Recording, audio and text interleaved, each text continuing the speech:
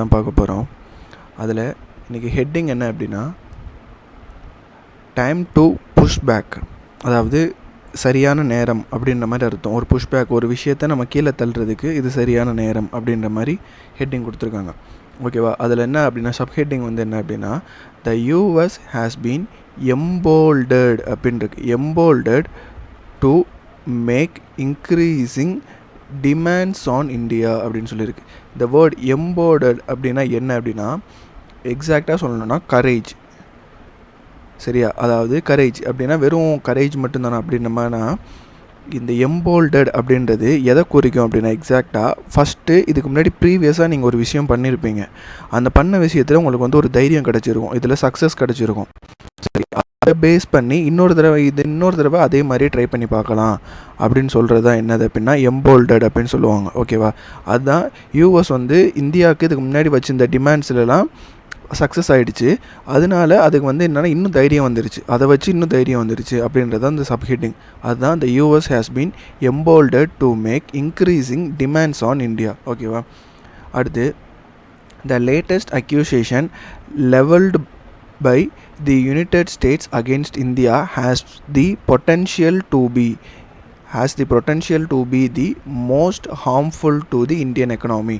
அதாவது என்ன சொல்லியிருக்காங்க அப்படின்னா, the latest accusation of United States வந்து இந்தியாவுக்கு அகெயின்ஸ்டாக ஒரு வச்சிருக்க அக்யூசேஷன் ஹேஸ் பொட்டன்ஷியல். இந்த பொட்டன்ஷியல்ன்ற வேர்டை எக்ஸாக்டாக எப்படி சொல்லலாம் அப்படின்னா ஏபிள் அப்படின்னு சொல்லலாம்.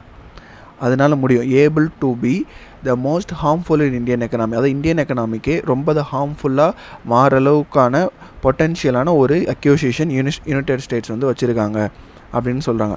அடுத்து, a recent White House report, இப்போ ரீசெண்டாக வந்த ஒயிட் ஹவுஸ் ரிப்போர்ட்டில் naming around 40 countries in all, 40 கண்ட்ரீஸில் that he has said that India ranks among the top enablers of China's evasion of US tariffs அப்படின்னு இருக்குது. அதாவது என்ன சொல்கிறாங்க அப்படின்னா, இப்போ ரீசெண்டாக ஒயிட் ரிப்போர்ட்டில் என்ன இருக்குது அப்படின்னா, அமாங் 40 கண்ட்ரீஸில் இந்தியா தான் வந்து டாப் ரேங்க் 1ன்ற மாதிரி இருக்குது. எதுக்கு அப்படின்னா, சைனாக்கு யூஎஸ் போட்ட டேரிஃபை வந்து அவாய்ட் பண்ணுறதுக்கு ஏற்ற மாதிரி. அப்போ அவாய்டுன்றது தான் என்னது அப்படின்னா யுவேஷன் அப்படின்னா அந்த இடத்துல என்ன வரும் அப்படின்னா வந்திருக்குன்னா அவாய்ட் அப்படின்ற மீனிங்கில் வந்திருக்கு. ஓகேவா?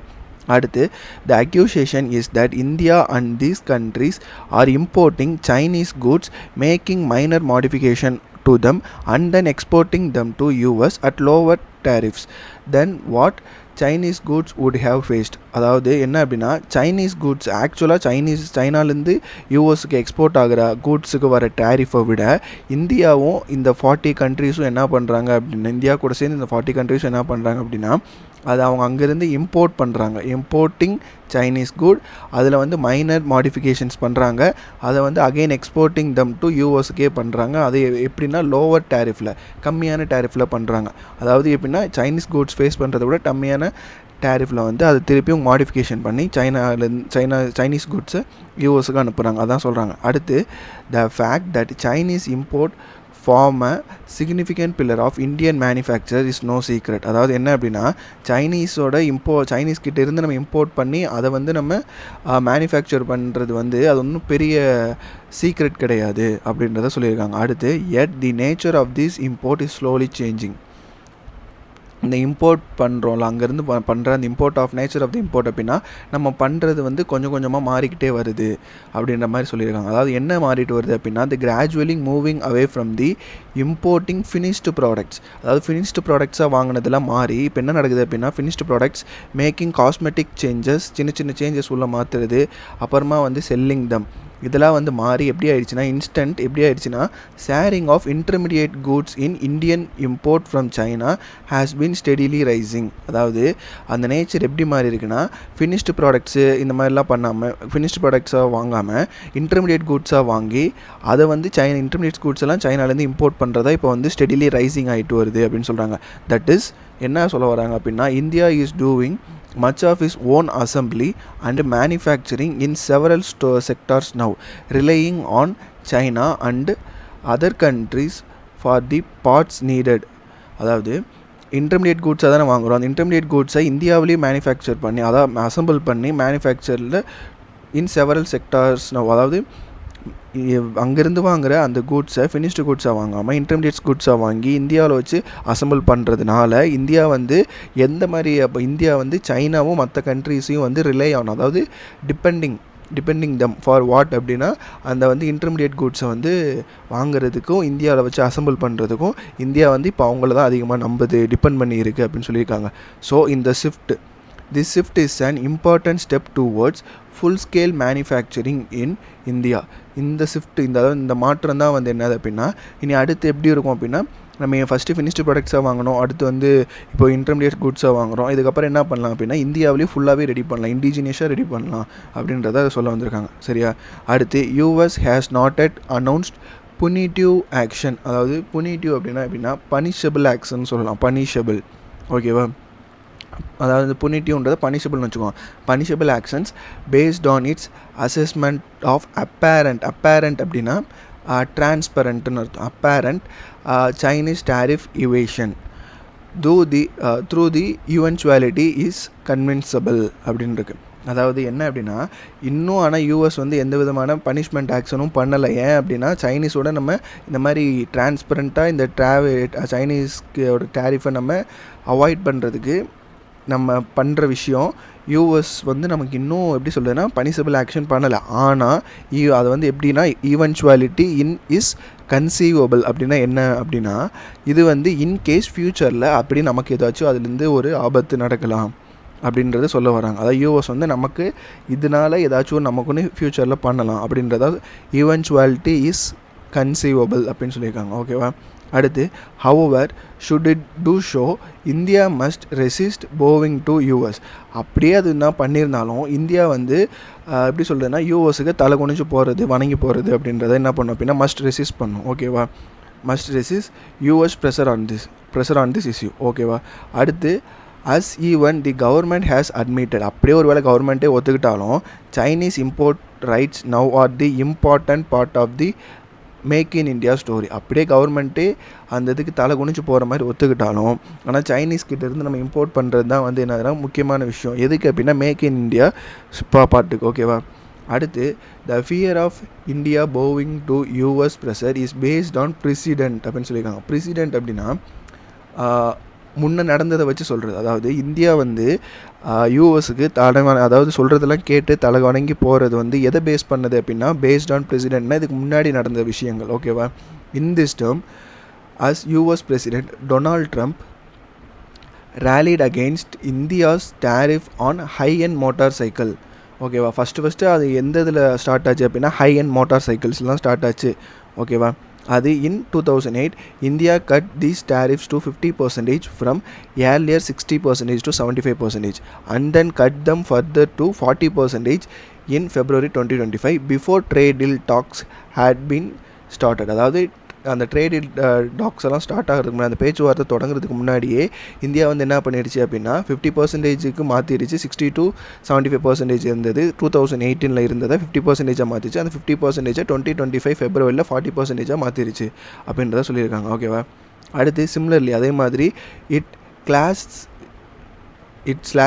slashed the import duties on shrimp feed and its component in the February 2024 budget.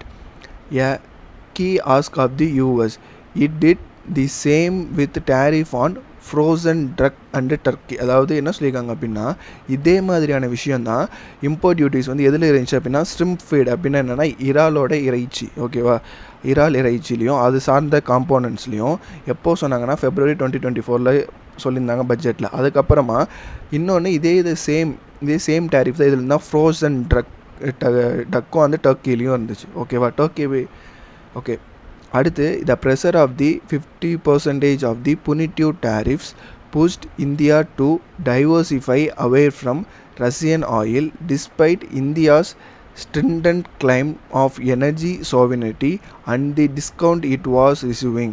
அதாவது என்ன சொல்லியிருக்குன்னா இந்த ப்ரெஷர்னால் என்னாச்சு அப்படின்னா 50% பனிஷபிள் டேரிஃப்ஸ் இருந்ததுனால இந்தியா வந்து ரஷ்யன் ஆயில் கிட்ட இருந்து விலகி டைவர்சிஃபை அவே அப்படின்னா மற்ற கண்ட்ரிஸ் கிட்ட இருந்து அது வாங்குறதுக்கான வேலைகளை ஸ்டார்ட் பண்ணுச்சு. அப்படி இருந்தாலும் ஸ்டில் வந்து என்ன நடக்குது அப்படின்னா டிஸ்கவுண்ட் வாஸ் ரிசீவிங் அப்படின்னா ரஷ்யா கிட்ட இருந்து ஸ்டில் நமக்கு அந்த டிஸ்கவுண்ட்டுன்றது ரிசீவ் பண்ணிட்டு தான் இருக்கும் அப்படின்றத சொல்கிறாங்க. அடுத்து Russia share in India's oil import fell below 20% in January 2026. அதாவது 2026 ஜான்வரியில் இது பிலோ 20% வந்துருச்சு. Nearly double that when the 50% tariff was imposed 6 months earlier. அதாவது இது வந்து எப்படி சொல்கிறது அப்படின்னா பாதிக்கு கம்மியாக அப்படின்ற அளவுக்கு சொல்லலாம். பாதிக்கு கம்மி 6 மாதத்துக்கு முன்னாடி இருந்ததை விட இது பாதிக்கு கம்மியாக வந்து குறைஞ்சிருச்சு அந்த 20% அப்படின்னு சொல்கிறாங்க. ஓகேவா. அடுத்து this can happen with Venezuela oil in 2019 as well. இதே தான் நமக்கு வெனின்சுலா கூடயும் நடந்துச்சு 2019. It was the West Asia crisis and the US temporary repairing that has seen India turning back to Russia oil.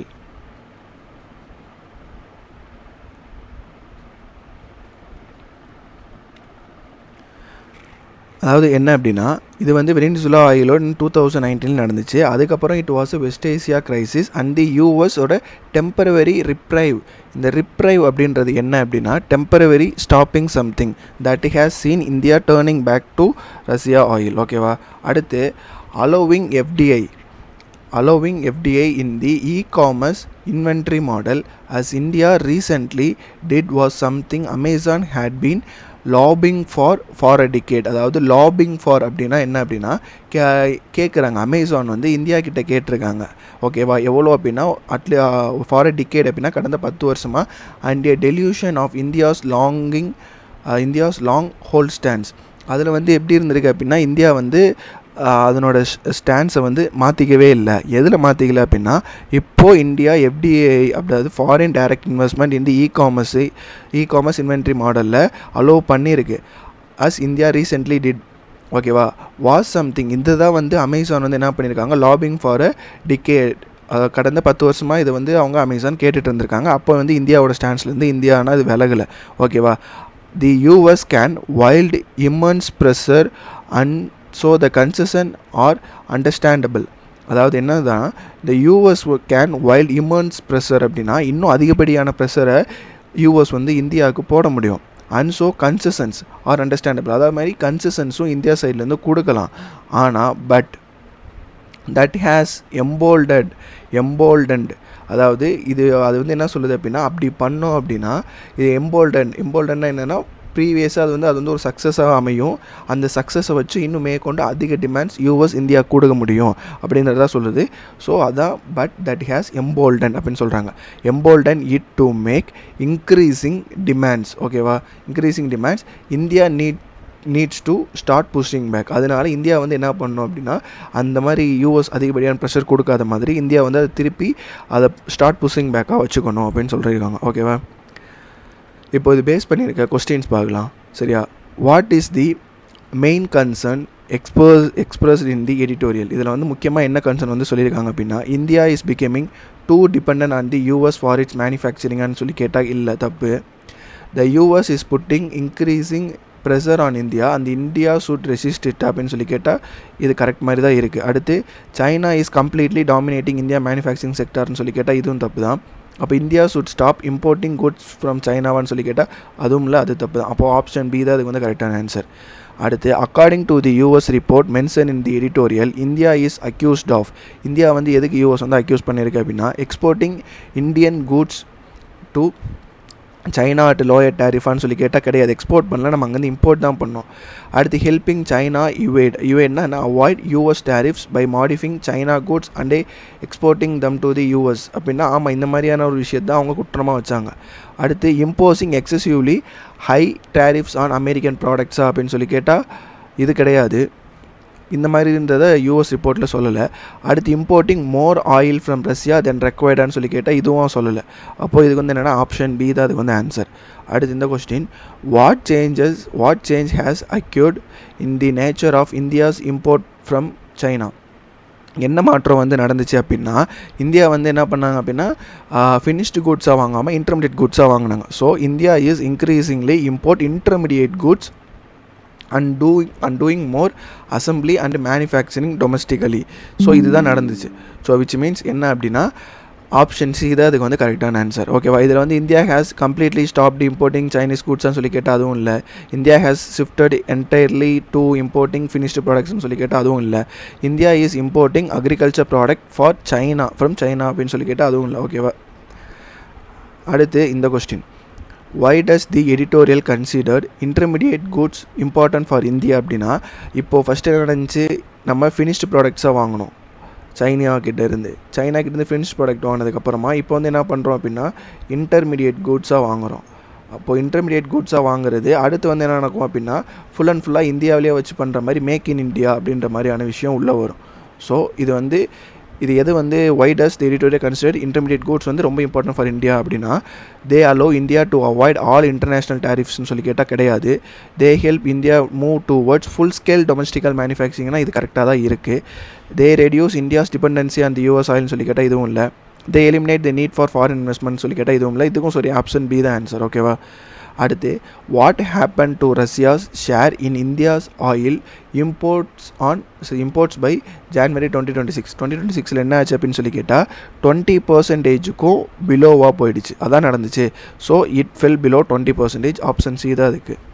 அடுத்து, what does the reference of Amazon's lobbying for a decade suggest? Amazon வந்து எதுக்காக கேட்டுட்டு இருந்தாங்க அப்படின்னா last டிகேட்னா எஃப்டிஐயோட involvement தான். சரியா? அப்போது the Amazon had long short permission for FDI in the e-commerce inventory model. இதுக்காக தான் வந்துட்டு என்ன பண்ணுச்சுன்னா அமேசான் லாஸ்ட்டு 10 இயர்ஸாக வந்து கேட்டுட்டு இருந்தது. அதுதான் இது. அடுத்து, what does the reference of Amazon lobbying for a decade suggest? Okay, ஒரே கொஸ்டின் 2 தடவை வந்துருச்சு. இதுக்கும் ஆப்ஷன் பி தான். அவ்வளோதான். இதோட இன்றைக்கி டியூட்டோரியல் முடிஞ்சிருச்சு. இனி நாளைக்கு டியூட்டோரியலில் பார்க்கலாம். தேங்க்யூ.